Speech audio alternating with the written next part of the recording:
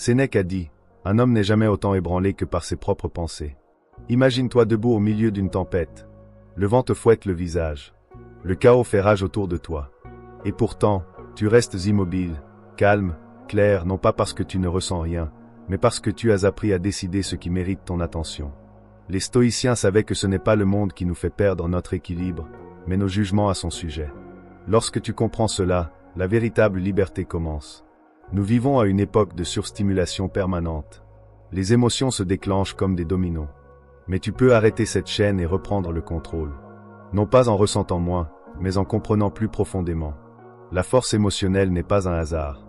C'est un muscle, et ce muscle se développe lorsque tu apprends à réagir consciemment au lieu d'exploser impulsivement. Ce livre audio est un camp d'entraînement. Il t'enseigne non seulement à résister, mais à sortir de chaque crise plus calme, plus clair et plus fort.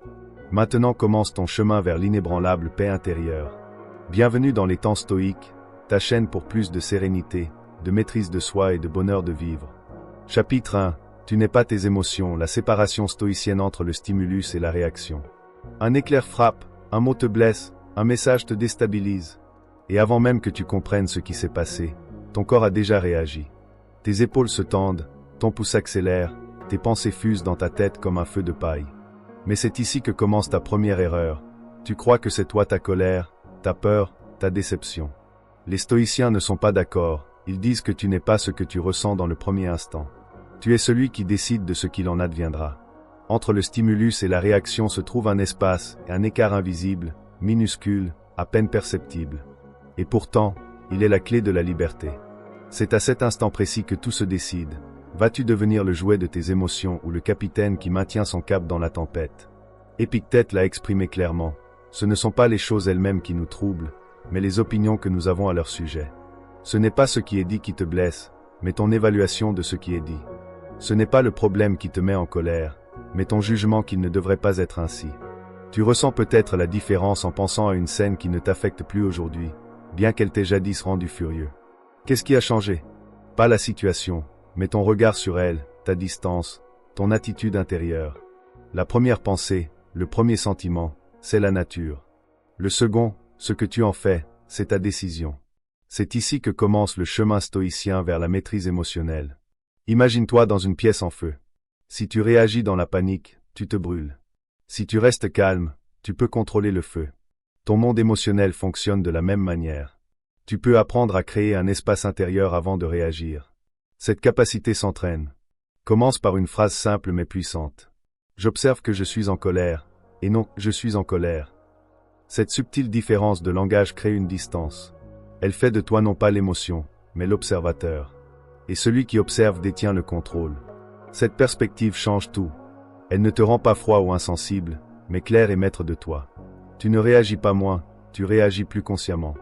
Un homme qui ne contrôle pas ses émotions est comme un cavalier incapable de diriger son cheval. Les stoïciens ne voulaient pas être des machines sans émotion. Ils voulaient être des hommes libres. Et la liberté commence par le fait de ne pas suivre chaque impulsion intérieure. Beaucoup confondent le contrôle émotionnel avec la répression. Mais l'un est refoulement, l'autre est direction. Tu ne refoules rien, tu reconnais ce que tu ressens, puis tu choisis la direction qui te sert. Bien sûr, tu n'y parviendras pas toujours tout de suite, mais chaque fois que tu prends le contrôle dans ce minuscule espace entre le stimulus et la réaction, ta force intérieure grandit. Le monde moderne dit, suis ton ressenti. Le stoïcien dit, interroge ton ressenti, puis décide consciemment.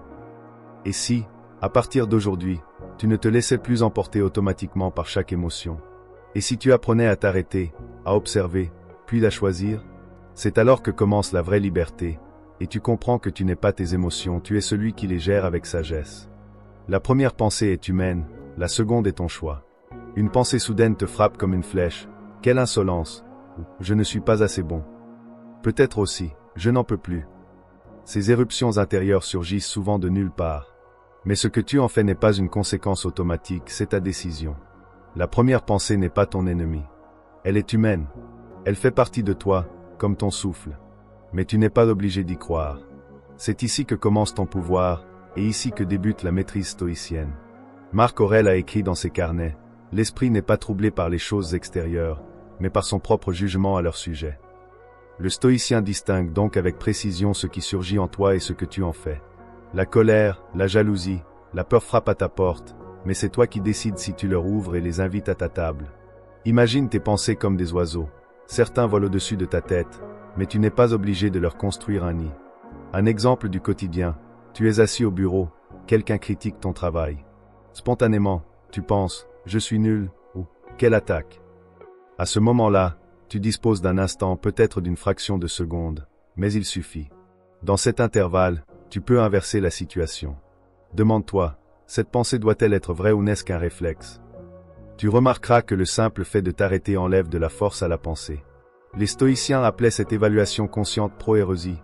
C'est ton juge intérieur, une sorte de gardien mental qui examine chaque pensée avant que tu ne l'acceptes. Ta première réaction n'est donc pas une faute, mais ta seconde est ta responsabilité. Quand tu te mets en colère, ce n'est pas une erreur. Rester en colère, c'est une décision. Quand tu penses que tu n'es pas assez bon, souviens-toi, ce n'est qu'une phrase dans ta tête. Ce n'est pas le jugement d'un Dieu, ni une loi éternelle, juste une impulsion initiale. C'est là que réside ta liberté. Tu peux interroger chaque pensée avant de lui donner du pouvoir sur toi. Beaucoup souffrent parce qu'ils suivent leurs pensées aveuglément, comme si elles étaient des vérités. Mais les pensées sont des suggestions, pas des ordres. Le stoïcien n'agit pas par impulsion, il agit consciemment. Il observe ce qui vient, le reconnaît, puis décide si cela correspond à ses valeurs. Et tu peux t'exercer à cela. Commence à noter tes pensées, surtout celles qui te pèsent. Écris-les, lis-les à voix haute et demande-toi, dirais-je cela à un ami? Le croirais-je encore dans 10 ans? Il l'a vécu 1000 fois dans son esprit. Ainsi, la bataille elle-même perd son effroi. C'est exactement ce que tu fais lorsque tu pratiques la visualisation négative. Tu te confrontes consciemment à la perte, non pas pour te tourmenter, mais pour te fortifier. Demande-toi régulièrement. Et si ce à quoi je m'accroche aujourd'hui disparaissait demain? Et si la personne que j'aime n'était plus là? Et si mon statut, mes biens, ma sécurité s'envolait? Il n'y a pas de noirceur dans cette pensée. Il y a de la vérité et de la liberté. Car tant que tu t'accroches désespérément à quelque chose, tu restes vulnérable. Mais si tu as déjà lâché prise intérieurement, tu deviens inébranlable. Marc Aurèle se rappelait chaque jour que tout est éphémère. Les gens, les succès, la santé, la vie elle-même. Non parce qu'il était triste, mais parce qu'il était éveillé. Cette lucidité ne te protège pas de la douleur, mais du choc. Lorsque tu envisages le pire, tu apprécies davantage le présent. Tu ne t'irrites plus pour des broutilles. Tu reconnais la valeur de ce qui est là, maintenant. Tu bois de l'eau et tu sais que cela pourrait être ton dernier verre. Tu vois un ami et tu sais que ce moment n'a rien d'évident. Tu te réveilles le matin et tu sens « je suis encore là ». La visualisation négative ne t'amène pas à la peur, elle te ramène à la vie. Tu apprends que tu peux continuer à vivre sans beaucoup de choses. Que ton véritable fondement ne réside pas à l'extérieur. Tu deviens intérieurement flexible, comme un arbre qui se plie au vent sans se briser. Comment t'exercer à cela? Prends 5 minutes, le matin ou le soir. Ferme les yeux. Imagine qu'une chose importante se perd. De façon concrète, pas abstraite. Laisse la douleur venir. Ressens-la. Puis ouvre les yeux et constate que tout est encore là. Tu seras plus reconnaissant que jamais. Le monde moderne te dit de ne penser qu'au meilleur. Le stoïcien dit, pense aussi au pire et prépare-toi. Car si tu survis au pire avant qu'il n'arrive, plus rien ne pourra vraiment t'ébranler. Tu ne deviens pas froid, tu deviens fort. Pas craintif, mais libre. Car celui qui ne craint plus rien, parce qu'il a déjà tout lâché une fois, vit la poitrine ouverte et l'esprit affranchi de toute chaîne. Comment apprendre à ne rien prendre personnellement? Quelqu'un dit quelque chose sur toi. Tu es critiqué, dévalorisé ou ignoré. Soudain, ton estomac se contracte. Les pensées fusent. Pourquoi moi? Qu'est-ce que ça veut dire? Comment ose-t-il? Mais c'est justement dans ce moment que réside ta plus grande chance. La victoire silencieuse sur ton ego. La plupart des gens se placent au centre de chaque action des autres. Quelqu'un agit froidement, c'est forcément contre toi. Quelqu'un te critique, tu te sens personnellement attaqué. Mais, et si cela n'avait rien à voir avec toi? Épictète disait, si quelqu'un t'insulte, rappelle-toi, ce n'est pas ton jugement, mais le sien.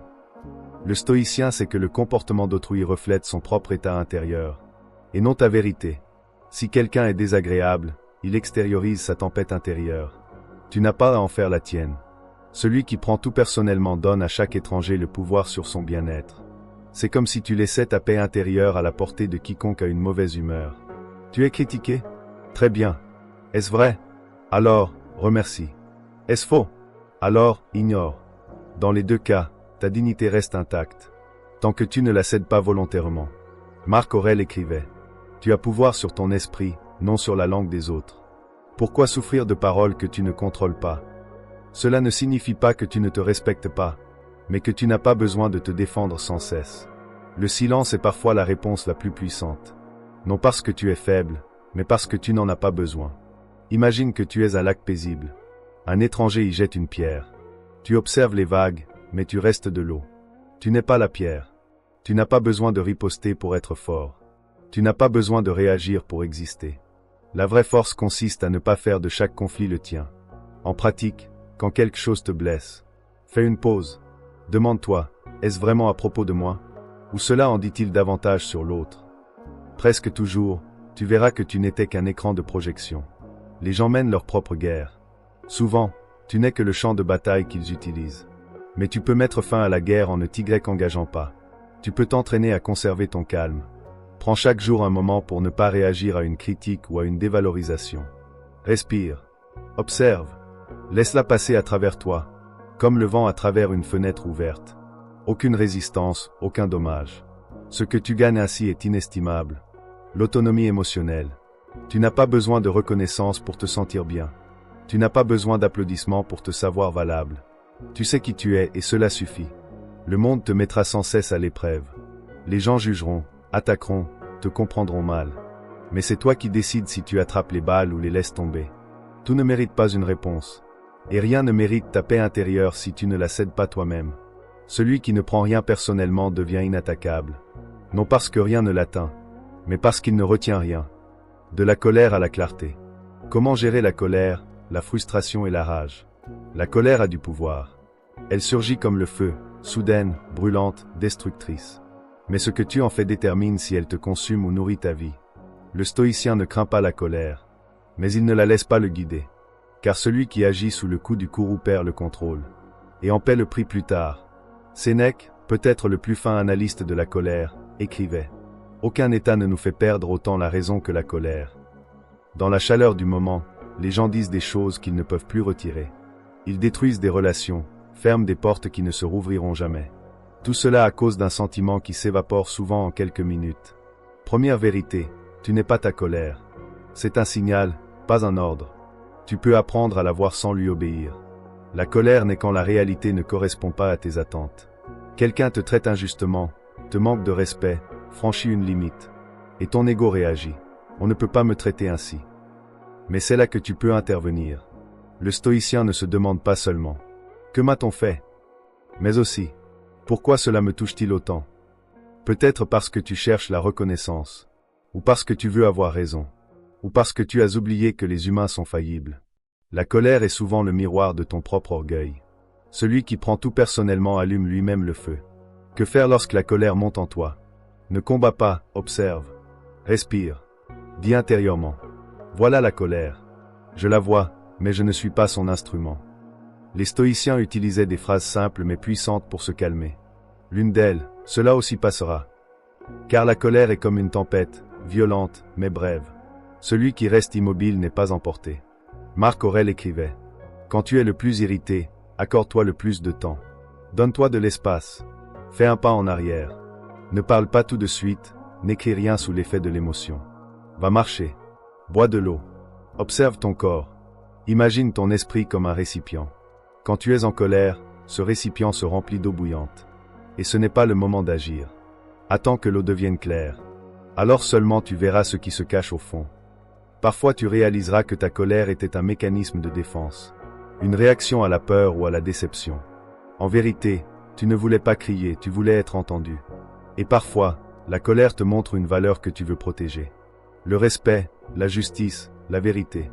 Mais tu n'as pas besoin de hurler pour la défendre. La clarté est plus puissante que le volume. Un vrai stoïcien se tient dans les flammes et reste calme. Non parce qu'il ne ressent rien, mais parce qu'il sait. La maîtrise de soi n'est pas de la répression. C'est la plus haute forme de force. Entraîne-toi à voir la colère comme un enseignant. Après un accès de colère, écris. Qu'est-ce qui l'a déclenché? Que je pensais? Que aurais-je pu faire autrement? Cette réflexion transforme chaque moment de colère en une leçon pour ton caractère. Car au final, tu ne seras pas jugé sur ta colère, mais sur la façon dont tu l'auras maîtrisée. La discipline émotionnelle au quotidien. Des outils pratiques pour chaque jour. Tu n'as pas besoin d'un monastère, d'un lieu isolé ou d'un silence absolu pour développer ta force émotionnelle. Tout ce dont tu as besoin est déjà en toi et peut être activé au cœur même de ta vie quotidienne. Le stoïcien ne vit pas à l'écart du monde. Il vit dans le monde, mais avec un esprit entraîné. La discipline émotionnelle ne commence pas quand la tempête éclate. Elle commence bien avant, dans les moments calmes, les gestes anodins, les détails invisibles. Comme un athlète qui s'exerce chaque jour bien avant la compétition. Marc Aurèle commençait chaque matin par ce rappel. Aujourd'hui, tu rencontreras des gens déraisonnables, arrogants, blessants. Ce n'était pas du pessimisme, mais de la préparation. Celui qui s'aligne intérieurement ne sera jamais surpris. Il restera solide. Commence, toi aussi, ta journée avec une intention claire. Que peut-il arriver aujourd'hui, et comment veux-je y répondre? Rien que cette question te rend plus présent, plus lucide, mieux préparé. Un autre outil, la respiration consciente. Quand tu sens une émotion monter, l'inquiétude, la colère, la peur, change ta respiration. Aspire profondément par le nez, expire lentement par la bouche, plusieurs fois. Tu envoies à ton système nerveux un signal. Je suis en sécurité. Je suis présent. Je suis calme. Beaucoup pensent que le contrôle émotionnel est quelque chose de grand, d'abstrait. En réalité, il se manifeste dans les petites choses. Quand tu ne cries pas pendant une dispute. Quand tu ne jures pas dans les embouteillages. Quand tu choisis ton ton de voix au lieu de le subir. Quand tu parles plus lentement alors que tu pourrais exploser. La discipline, ce n'est pas la dureté. C'est l'attention. C'est le choix de ne pas être automatique. Tu reçois un message provoquant. Lis-le. Mais ne réponds que lorsque ton esprit est clair. Quelqu'un t'ignore? Ressens-le, mais décide si cela mérite ton énergie. Le stoïcien sait qu'aucune impulsion ne mérite forcément une réaction et que toute réponse n'a pas besoin d'être bruyante. Un outil puissant, le journal du soir. Assieds-toi 5 minutes et pose-toi 3 questions. 1. Qu'est-ce qui m'a ému aujourd'hui? 2. Ai-je réagi ou ai-je choisi ma réponse? 3. Que puis-je retenir pour demain? Ce rituel simple ne transforme pas ta vie parce qu'il est spectaculaire, mais parce qu'il te rend ta maîtrise jour après jour. La discipline émotionnelle n'est pas un état. C'est un chemin. Et chaque pas sur ce chemin est une victoire. Sénèque disait, « Ce n'est pas parce que c'est difficile que nous n'osons pas, c'est parce que nous n'osons pas que c'est difficile. » Ose. Rappelle-toi, tu n'as pas besoin de crier pour être entendu, ni de t'agiter pour t'imposer. Tu peux être calme et clair, ferme et paisible. Ce que tu entraînes aujourd'hui deviendra ta nature demain. Tu verras, il te faudra de moins en moins d'énergie pour rester calme. Tes réactions deviendront plus lentes, plus conscientes, donc plus puissantes. La vie quotidienne est ton terrain d'entraînement. Chaque conversation, chaque défi, chaque rencontre est une opportunité de t'exercer. Tu n'as nulle part où aller, sinon à l'intérieur. Et c'est précisément là, dans cet espace entre le stimulus et la réponse, que se construit ta vraie force. L'alchimiste émotionnel. Comment transformer chaque crise en force intérieure? Un choc du destin. Une déception. Une perte qui te transperce jusqu'à l'âme. Ce sont ces moments-là qui mettent ton fondement à l'épreuve. Et c'est précisément là, dans la chaleur de l'épreuve, que se décide si tu vas te briser, ou te forger à nouveau. Les stoïciens n'étaient pas naïfs. Ils savaient que la douleur n'est pas un accident, elle fait partie du chemin. Elle n'est pas une punition, mais une opportunité non de capituler, mais de te transformer. Marc Aurèle écrivait, « L'obstacle sur le chemin devient le chemin. Ce qui te freine t'indique où tu peux grandir. Ce qui te fait tomber t'offre la chance de te relever, plus grand qu'avant. L'art ne consiste pas à éviter les crises, mais à les utiliser. Comme un alchimiste qui change le plomb en or, tu transformes la souffrance en sagesse. La colère devient clarté quand tu t'arrêtes. La perte devient gratitude quand tu en vois la valeur. La douleur devient force quand tu cesses de la fuir. L'alchimie émotionnelle commence par une seule pensée. Que veut m'apprendre cette épreuve? Pas « pourquoi cela m'arrive ?» mais « en quoi est-ce mon professeur ?» Prenons un exemple. Tu es quitté. La première réaction, douleur, colère. Mais si tu choisis de ne pas te briser, tu peux utiliser cette expérience pour te réaligner, comprendre où tu t'étais perdu, combien tu cherchais à l'extérieur ce que tu devais te donner à toi-même. Le stoïcien ne se retire pas de sa responsabilité dans la crise. Il ne dit pas « je n'y peux rien ». Il dit « j'en ferai quelque chose ». C'est cela, la force. Non parce que tu t'élèves au-dessus de la douleur, mais parce que tu traverses le feu sans perdre ta dignité. Comment transformer les émotions en puissance? Laisse-les exister. Ne les refoule pas. La répression n'est pas une force, mais une illusion. Ressens, sans Y identifié. 2. Réfléchis. Demande-toi, qu'est-ce que cela m'a fait? Et surtout, qu'est-ce que cela a fait de moi? 3. Agis. Même si tu souffres, fais ce qui est juste. Reste fidèle à tes principes. C'est ainsi que naît une identité solide. Je suis quelqu'un qui, dans la tempête, se redresse et grandit. Les crises sont le diapason de tes valeurs. Elles révèlent si ta force n'existe que quand tout va bien, ou si elle est réelle. L'alchimiste émotionnel ne vit pas dans une tour d'ivoire. Il connaît la douleur, mais il a appris à en extraire quelque chose de plus grand. Pas par magie, mais par pratique. Par la décision de ne pas être une victime, mais un créateur. Et c'est exactement ce que tu es. Tu as le pouvoir de transformer chaque secousse intérieure en un nouveau pilier de ton caractère. La douleur, comprise avec sagesse, n'est pas la fin. Elle est le commencement d'une relation plus profonde avec toi-même. Ainsi, chaque coup devient un outil. Chaque revers, un point d'appui. Chaque larme, un miroir dans lequel tu découvres ta propre force. Tout le monde ne sait pas utiliser sa souffrance, mais toi, tu le peux. Et si tu le fais, tu deviendras non seulement plus fort, mais aussi plus libre. Pensée finale. Tu ne contrôleras jamais le monde. Ni le temps, ni les gens, ni le cours des choses.